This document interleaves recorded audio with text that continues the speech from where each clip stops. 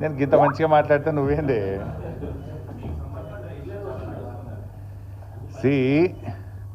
Social మీడియాలో వచ్చిన వార్తల మీద ట్విట్టర్లో నేను అదే రోజు ఖండించిన. 1, 2 చివరికి మా నాయకులు దాసోజు శ్రవణ్ గారు ఎర్రోల శ్రీనివాస్ గారికి చెప్పి పోలీస్ స్టేషన్లో కంప్లైంట్ కూడా ఇచ్చి ఆ కంప్లైంట్ను కూడా నా ట్విట్టర్లో పోస్ట్ చేసి ఇటువంటి ఫేక్ ప్రచారం నమ్మొద్దని తక్షణమే డీజీపీ గారు వీళ్ళ మీద చర్యలు తీసుకోవాలని చెప్పి కూడా నేను రాష్ట్ర డీజీపీ గారిని కోరిన విషయం కూడా మీ అందరికి తెలిసిందే కదా.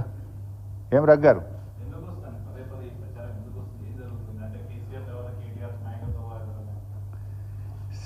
ఆ పంచాయతీ లేదు మా పార్టీలో. నేను చాలాసార్లు కూడా చెప్పాను, మీరందరూ కూడా చూసింటారు. ఒక్కసారి కాదు, కొన్ని వందల సార్లు చెప్పి ఉంటాను.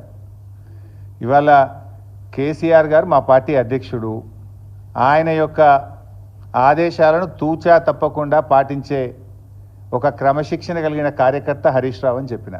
ఇది బహుశా వందల సభల్లో చెప్పిన, టీవీ డిస్కషన్స్లో చెప్పిన, ప్రెస్ మీట్లలో చెప్పిన, చిట్చాట్లో చెప్పిన, అనేక సందర్భాల్లో కూడా చెప్పిన.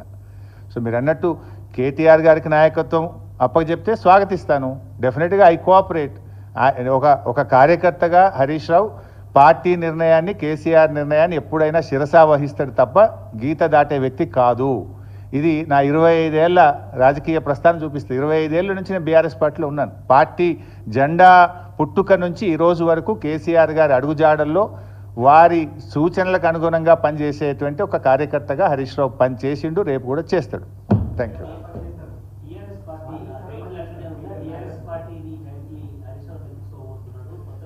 ఇవన్నీ చిల్లర ముచ్చట్లు బంద్ చేయండి. ఇంత స్పష్టంగా కుండబద్దలు కొట్టినట్టు నేను మాట్లాడుతుంటే మీరు ఈ ప్రశ్నలు ఏందో నాకైతే అర్థమవుతలేదు.